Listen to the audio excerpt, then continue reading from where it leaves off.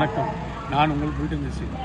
அனைத்து இந்திய அண்ணா திராவிட முன்னேற்ற கழகத்தின் தூத்துக்குடி கிழக்கு பகுதி அவைத் தலைவராகவும், எம்ஜிஆர் இளைஞரணி கிழக்கு பகுதி செயலாளராகவும், பாத்திமா நகர் 46வது வார்டு வட்டக்கழக செயலாளராகவும் பணியாற்றி வருகிறேன்.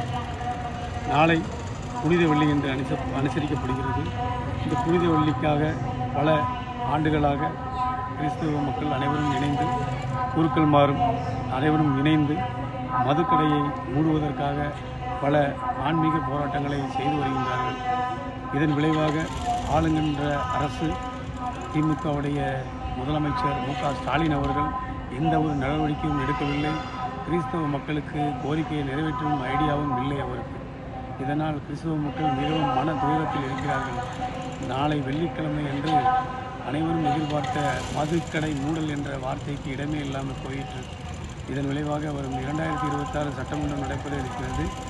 இதன் காரணத்தை மையத்தில் கொண்டு கிறிஸ்தவ மக்கள் அனைவரும் திமுகவுக்கு தகுந்த பாடத்தை புகட்டுவார்கள் என்று இந்த தருணத்தில் கூறுகிறேன்.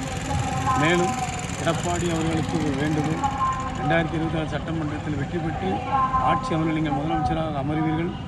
ரெட் அண்ட் பிளாக்கை அடித்து நொறுக்குகிறோம். கண்டிப்பாக தீய சக்தியை ஒழித்து விடுவோம்.